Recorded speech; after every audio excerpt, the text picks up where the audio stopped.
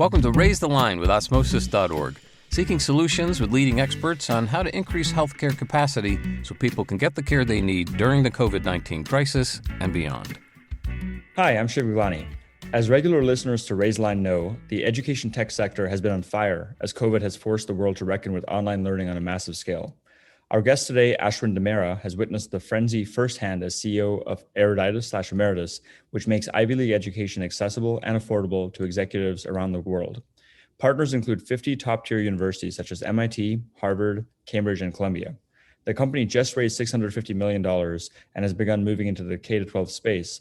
And before we get started with the interview, I'd love to give a quick shout out to two of our advisors at Osmosis, Ahmed Haque and Jamie Farrell, who are now both on Ashwin's team, as well as Ranil Hirath, who runs the Emeritus Health field within Emeritus. So Ashwin, I'd like to really thank you for taking the time to be with us today.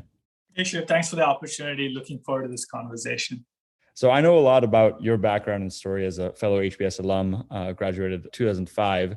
But for our audience, in your own words, can you tell us a bit about your journey and what got you to start Emeritus in the first place? Yeah, I always like to say that I am a first generation entrepreneur. I don't come from a family of entrepreneurs or even for that matter, business people. And so, I finished my education, undergrad in India. I was a chartered accountant, went to Citigroup, knew I didn't want to become a banker. And so decided to go to an MBA. Harvard Business School was nice enough to have me. And that actually changed my life because I realized at business school that I really wanted to be an entrepreneur.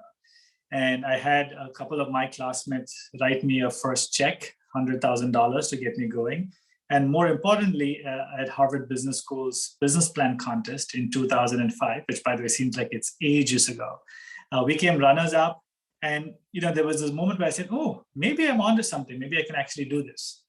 And then there was a dilemma because I could have also gone to McKinsey, worked in New York, a city I love, or come back to India and start Travel Guru, which was the name of my first startup. And that decision was a tough one, but in hindsight, perhaps the right one. And so that led to my first startup. And as a rookie entrepreneur, I made all of the mistakes that I was taught in business school not to do and had read in many, many books. But, you don't learn unless you kind of do it the hard way, I suppose. So as a second-time entrepreneur with Eruditus and Emeritus, I can say that it's funny. I think I work less, I stress less, but there's a much larger business today and a much larger opportunity to build something enduring in the future. But I think all of the lessons of my first startup have kind of been plowed back into my second one. So that's been the journey. We are in the edtech space, which, like you said, is seeing a lot of excitement in the last few months. But I would say our mission is the most important part of what we do. Our mission is to make high quality education accessible and affordable. You and I have been fortunate. We could have perhaps packed our bags, gone to Harvard Business School or other top institutions. I had debt at the end of that 2-year master's program, which took some time to pay off. But most people in the world can't afford that. And even if they can, many of them can't get in. And so how can we make that quality education accessible to people? This may be the largest social problem that our generation deals with: skilling, upskilling, reskilling, and so on and so forth. So that's what the company does. That's what I'm passionate about. And I suppose that's what we'll talk about for the next few minutes. Yeah. And so, speaking of lessons learned, before we dive right into the work that you do at Emeritus and Eruditus and how that's changed, what are some of those core lessons you've learned? I know there's probably countless of them, but the first one or two that come to mind. There are many. And by the way, since we can't talk about all of them, there's a book, I think it's called Founder's Dilemma, that a HBS professor, Noam Wasserman, I think, which I suggest anybody who's looking to start up, before you start up, read that book. And basic stuff like, should you have a founder's agreement? If you have two founders, should you split equity 50-50, or is there some other way that what if one founder leaves, and so on and so forth? But I think the success of the startup to a great extent is influenced by the first 10 people at the table, and especially a co-founder. In my first startup, we had a lot of issues with co-founders, but in my second, I was fortunate to work with Chaitanya, who is my co-founder. And I can say that we complement each other very well. There are moments when the stress levels are high, but one calms the other down. Usually it's him calming me down because I get more stressed and he's very calm, but that's complementary. But you also need somebody who is like your midnight buddy. You can pick up the phone and talk to and say, hey, this problem, how do we solve this? And if that's a co-founder, that's great. So the first 10 people who you hire, really think about fit, values. That's very, very important if you're trying to build something that's really long-term. The second piece of advice is, unit economics. I think, again, Professor Bill Solomon, Harvard Business School said this: the best form of fundraising is from customers, not from venture capitalists. And so if you can build a product or a service that actually has product market fit from get-go, which is difficult, not always possible, but if you can, the proof of that will be paying customers.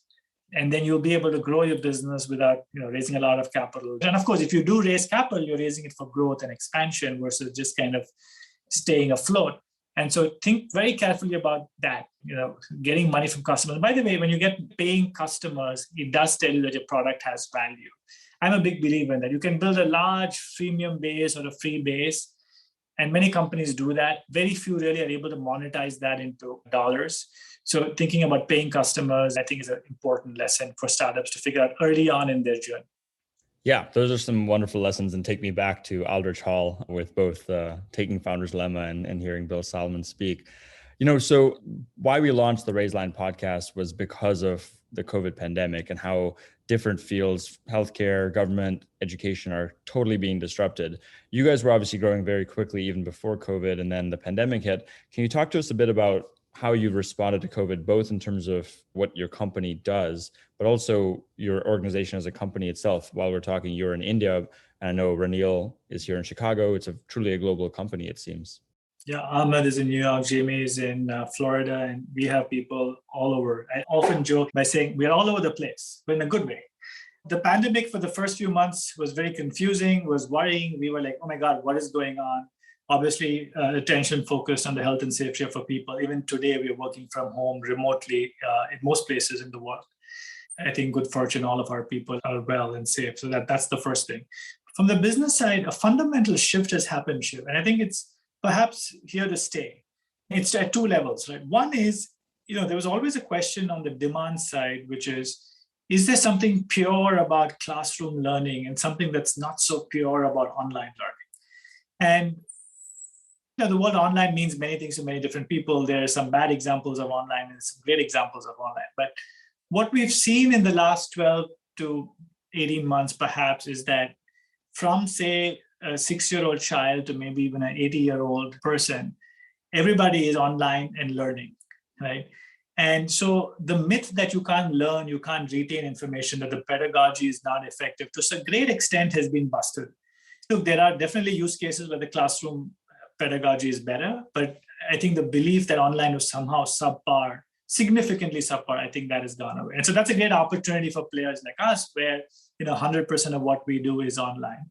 But I think more importantly for us is that we used to have a very difficult time convincing faculty and universities to put more of their courses online, right? It's a lot of work, because unlike a Coursera or an edX, we actually have a 3 to 6 month design process with the faculty. We're creating content with them. We are filming for them. We're doing post-production, etc. So it's a lot of work. And, for them, it was, hey, is it worth it? Is it going to be as effective? And all of those questions, right? But again, given what has happened because of the pandemic, they've been teaching online, even in their master's and undergrad programs. And so there's a much greater receptivity in academia to do things online today, which is great, because our problem as a business was not that there are not enough students to teach. It was we didn't have enough courses. And so this really has helped kind of boost the supply side.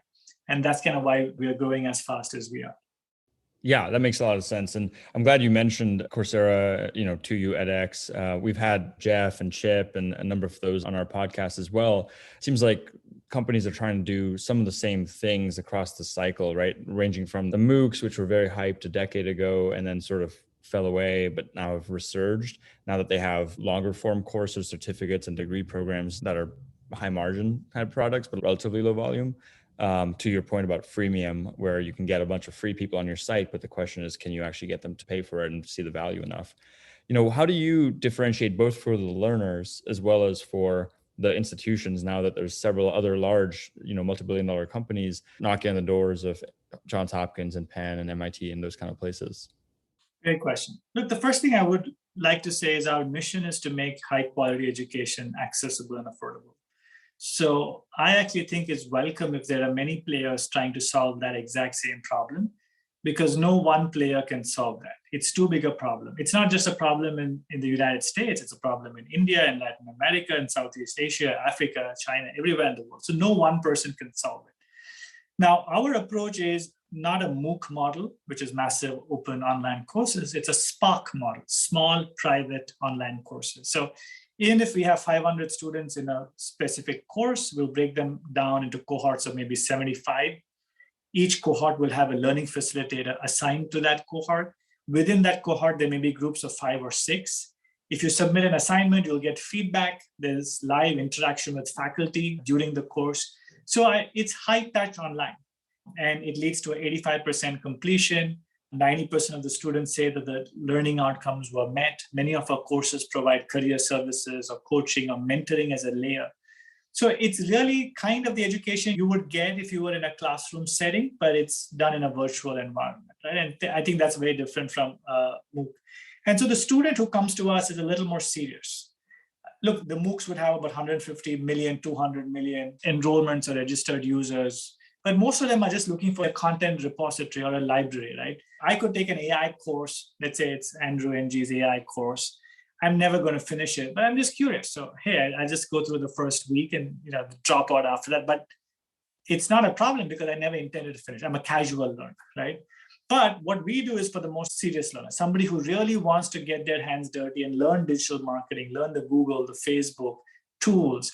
We will put them through simulations and assessments and all of those things. At the end of it, they should be able to run an effective Google, Facebook campaign. So it's really skill building versus just kind of content dissemination is the way I would think of the fundamental difference.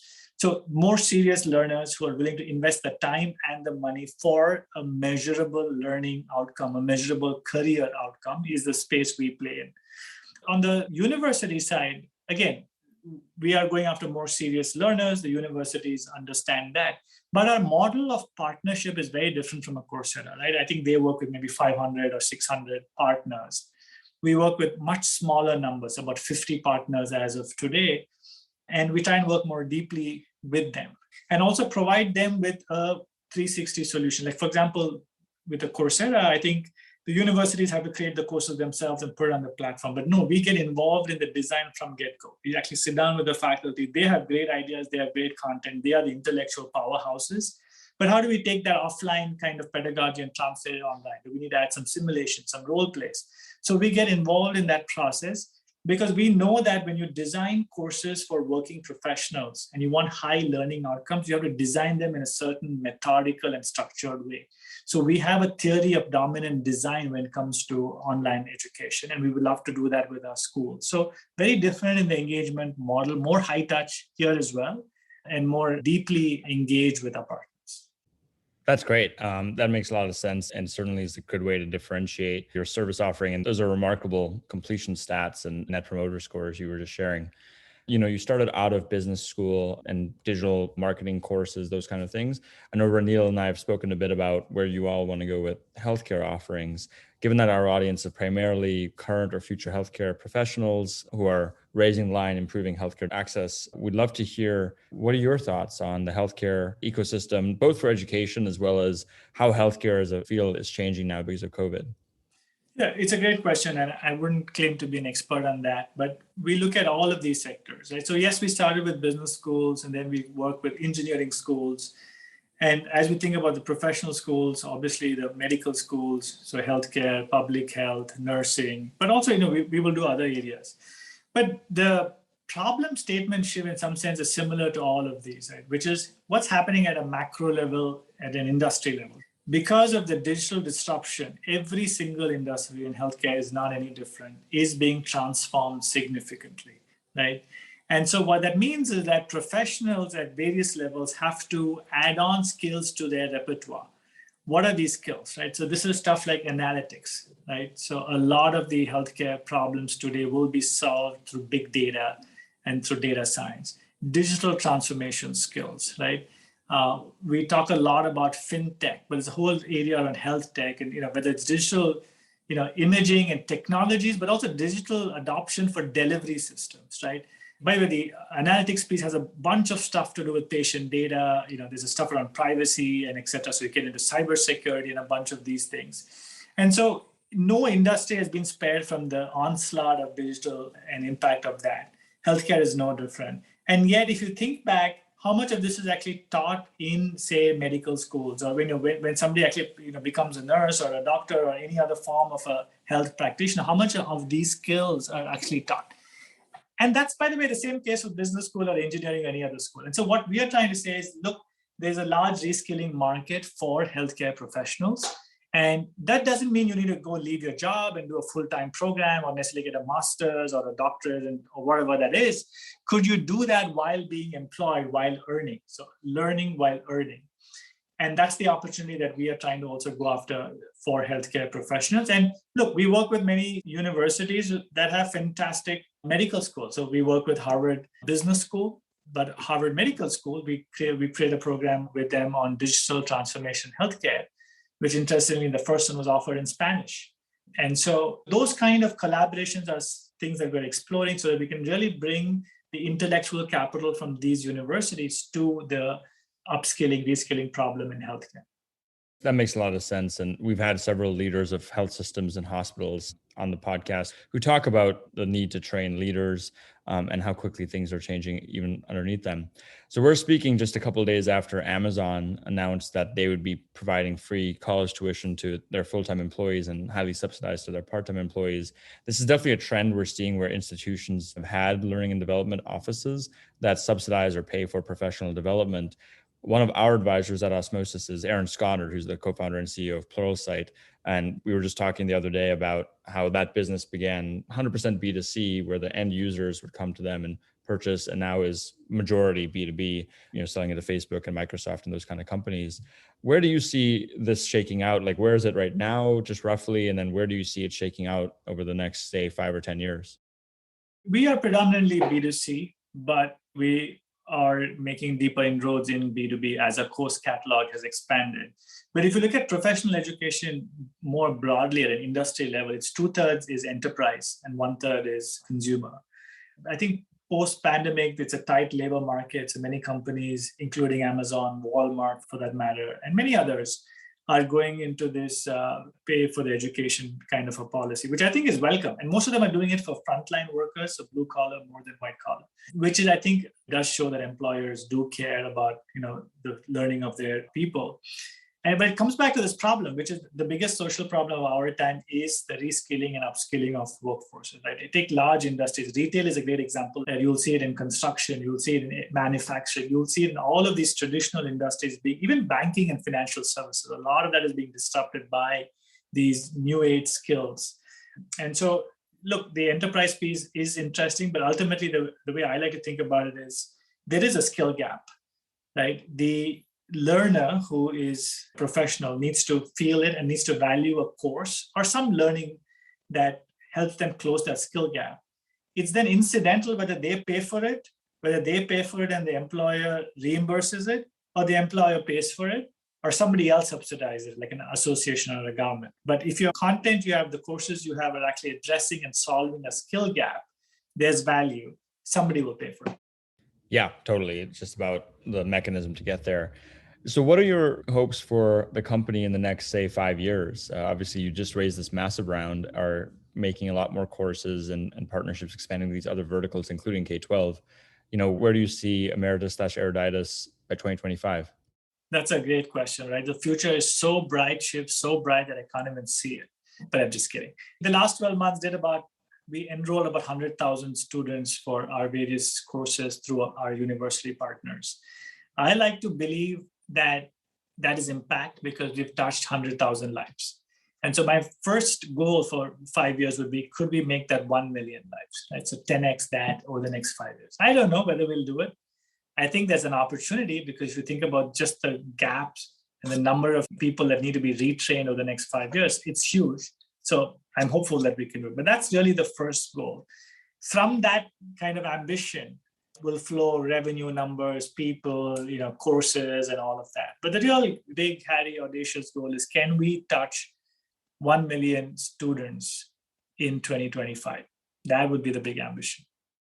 That's awesome. That's, similar. I mean, we obviously operate at a very different scale. We don't do long form courses and cohort-based courses, but our big, hairy, audacious goal is educate 1 billion people by 2025. And that includes, if you have a child or a parent who has asthma or diabetes, watching one of our videos on asthma or diabetes. We have 2 million YouTube subscribers. So we're, 2% of the way there in terms of just subscribers, but in terms of people who viewed it, we're much further along. So that's ambitious. I'm sure you guys can get there. You have the right people around you.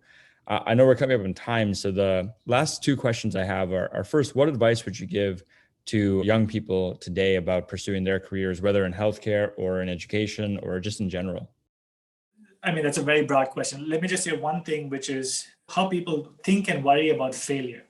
Many people have asked me, hey, what makes you successful as an entrepreneur? And that's, by the way, true. What makes you successful in anything that you do? Right? It's not just entrepreneur. Like if I want to do cycling and, achieve something there, what makes somebody successful? And my simple answer is, I tried. That's it. And if you don't even try, you're never going to be successful. So the only piece of advice I give people is, especially those who want to be entrepreneur, whatever space they want to be entrepreneur in, is, you got to go and you got to try. And if it doesn't work out, that's not failure, that's learning. And as a young professional, you are much better served getting that kind of a lesson, that kind of a learning early in your career versus later. My first startup, by any definition, was not a success. But for me, it was massive learning. That is the foundation on which my second startup, which is Eruditus and Emeritus, was built. But it was much better that I got that experience early in my career, because then you learn a lot and then you can use learning. So that's the one piece of advice I can give. I find it funny giving advice because, look, we're all learning here. Right? We're all still making mistakes and figuring things out as we go. I've never run a company this big, and I don't think I would want to do it again because this is perhaps the last startup. It's been a fun journey. So we're all learning stuff, be outwardly ambitious, try and do great things. Like you're saying, 1 billion learners on Osmosis, that's fantastic, but be modest in turn. At the end of the day, when I'm done with all of that, shut my laptop. Look, we are just doing our best like everybody else. You got to have that sense of humbleness or humility and take life as it comes. Those are just perhaps 2 things that I can share. Yeah, that's really wonderful advice. My last question is there anything else you want our audience to know about you, Emeritus, Eruditus, or anything else in general? Well, I can say a few things. One is, the whole idea of skilling, reskilling, upskilling. I think we are in a knowledge economy in the real sense. Like the real competitive advantage has now moved from nations, from industries, to now the labor force, to individual skills. And so today, if I can learn, a specific skills, for example, if I can get better at business analytics or digital transformation, I'm probably going to be better at my job and have a better career than if I stay kind of with what I have and don't add any skills to my repertoire. And so one thing I would urge everybody to think about is, look, what got you here is not going to get you there. And this is true at a country level, this is true at a business level, this is true at an individual level. But I'm most interested in an individual level because I'm interested in what I can do to change myself first and then worry about other things. So I have to ask myself, and I think every one of us have to ask ourselves, what do I need to do more of? What do I need to do less of? And what do I need to stop doing? And just thinking in that sense is the only competitive advantage that we as individuals and as professionals have. That's why what I do at Emeritus and Eruditus is fun, because that's what we teach people. But even beyond taking a course, it's useful for all of us to think in that fashion. That's awesome. And that reminds me of something my professor at HBS, Josh Margolis, my lead professor, said. Oh, my lead professor, what a fantastic professor. That's awesome. So yeah, I don't know if you got that framework or if he helped teach you that, but keep, stop, start. We always used to do that when we were doing retros. The one thing that Josh made us all do at the end of the class, I don't know if he did this with you as well. He said, look, what is this one line motto that you want to live your life on? And, write it down and keep it with you. And I said, life is to give. And I feel that through this journey at Eruditus and Emeritus, and by helping universities teach more people and change lives, it is giving, which is what makes it a lot fulfillment and fun. Absolutely. Couldn't agree more. Well, Ashwin, thanks so much for taking the time to be with me on the podcast, and more importantly, for the work that you're doing to reskill and upskill people all around the world. Thank you, Shiv. This was a fun experience. Thank you for having me. Great. And with that, I'm Shiv Gaglani. Thank you to our audience for checking out today's show. And remember to do your part to flatten the curve and raise the line. We're all in this together. Take care.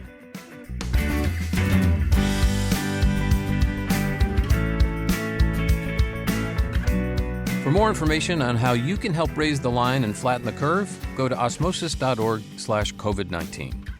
If you like this podcast, please share it on your social channels. You can also subscribe to the series and check out all of our podcasts at osmosis.org/raise the line podcast.